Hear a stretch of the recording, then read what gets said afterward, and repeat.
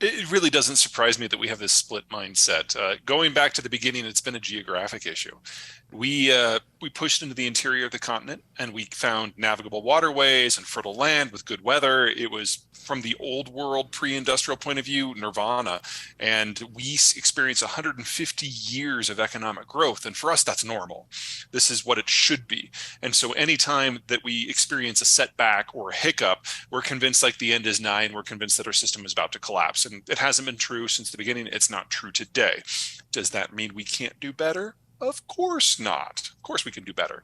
But if you compare the United States' track record to any other country in the world, we are already the second oldest government on the planet, second only to the Brits.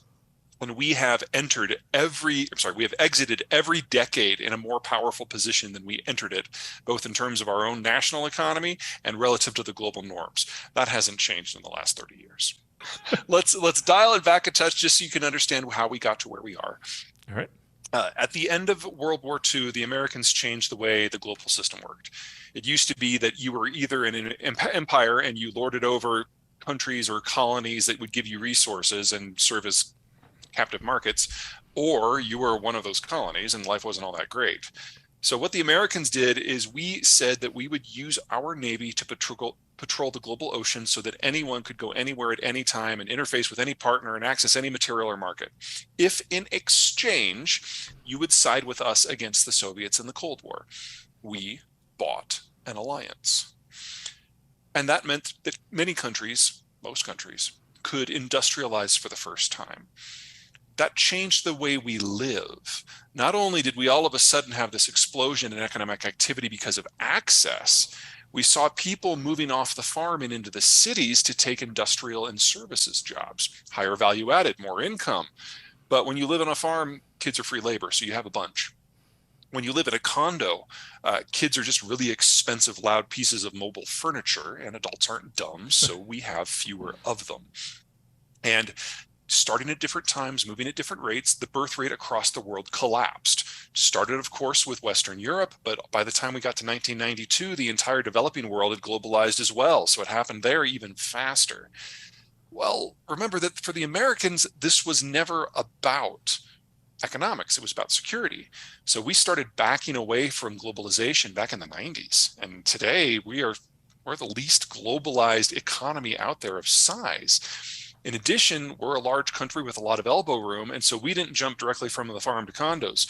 We had this middle step with the suburbs, which are still where most Americans live today. And if you got a backyard, kids are a lower expense than they would be if you lived in a condo. So our economy was never exposed to those forces, and our demographics never changed as much as everybody else. And now that we're on the backside of it all, that is going to do very well for us because we have the healthiest demography in the rich world and the most isolated and self-contained economy in the rich world. And the country that is number one in the developing world is, by those metrics, isn't China, that's Mexico, and we're bolted together with them. So any country that has done well economically, especially for the last 40 years, you got to look at why. And if it's because of these urbanization and globalization trends, you got to recognize that those are not one-way trends. Globalization is now running in reverse. And that demographic consolidation that we saw with fewer kids, you fast forward that 70 years and you start to run low on 60-year-olds. And that's where we are in most of the world today. That's especially where we are with China today. So we're looking at all of these global trends that we think of as normal with energy and manufacturers trade and globalized agriculture and finance. They were all designed for a world that no longer exists. And that means on the backside, we have to do one of two things. Number one, we have to figure out how to get by with less. Or number two, we need to figure out how to make more at home. And the United States is in a very good position for both of those. Because of the shale revolution, we never really had to worry about the energy problem. Because of our geography, we never had to worry about the agricultural problem. Because of the millennials, one of those younger generations that exist here but not elsewhere, we don't have to worry about the consumption problem. So the hiccups that we have to deal with, the retirement of the baby boomers, the shock to energy markets, they're all relevant, but they're not kind of the bedrock challenges that we're facing the level of challenge that we're facing in the US is nothing compared to the level of challenge elsewhere, where the very foundations of what makes their societies function is breaking apart because of factors that are manifesting beyond the horizon, well beyond their ability to control them. China's at the top of that list. Germany is in the process of rapidly moving up the list. We'll probably be in the number 3 position by the end of this year. But for the United States, it's an opportunity. And it's one I'm happy to say American industry is already grabbing with both hands. And we are seeing right now the fastest industrialization the country has ever seen, including the effort to fight World War II. And it's not a one-off. We've been segueing in this direction now for 8 years. Would be good if we did it faster. I hate to say it, it's probably the latter. Every once in a while, the United States reshuffles its political system.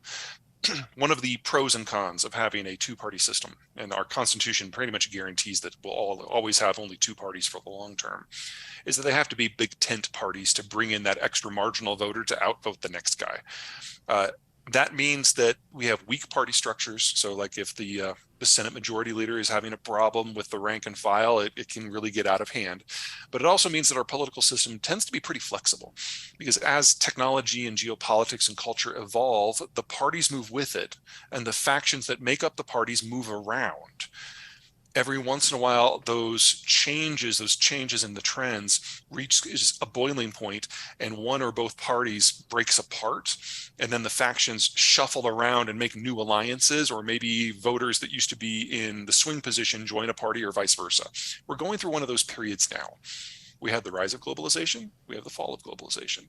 We had the rise of the baby boomers. We had the retirement of the baby boomers. We had the technological revolution in the internet age. Of course, we're going to manage our politics different, but it's awkward.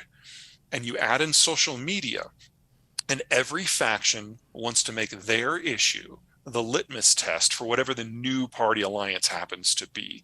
And so everyone is now screaming at the top of their lungs at the same time. All I can guarantee you is we will get through this. This is the 7th time we've done this. It's only generated a war once. We've got a positive demography, and assuming we get back to our 2-century norm, we'll probably have positive inward migration again. About 1% of the housing stock is destroyed by age and fire every year, so we have a constant need to churn, and we have the lowest amount of housing stock relative to the population that we've ever had. So the need for a huge build out is there. That's in addition to the fact that we probably need to double the size of our industrial plant to make up for manufacturing supply chains that are breaking and that won't come back. So if you have a marketable skill, especially in the trades, oh my God, you're going to do so well.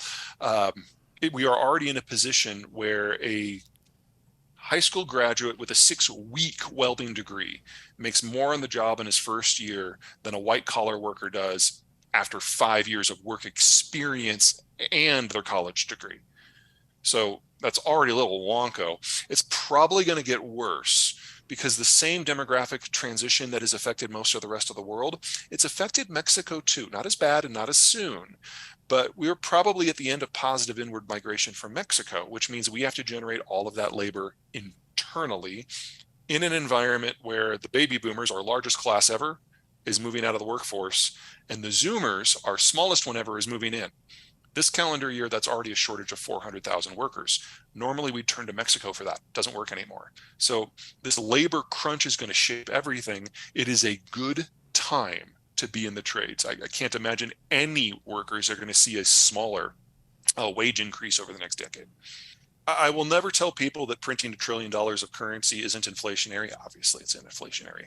But honestly, it doesn't make my top 5 list.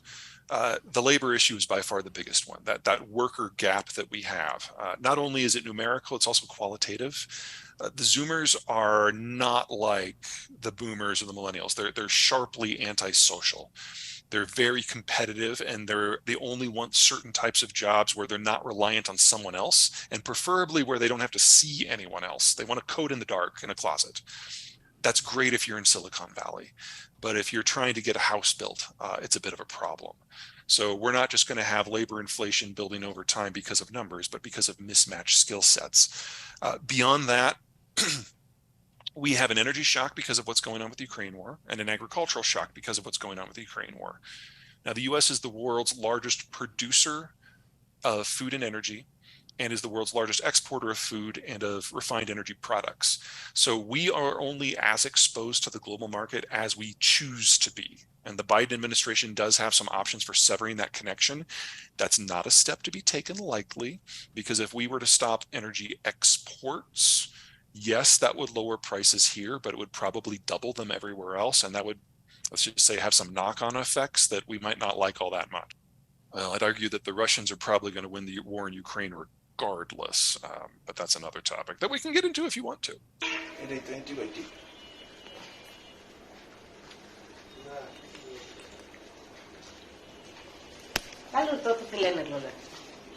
Lalu তো লাগান লাগছে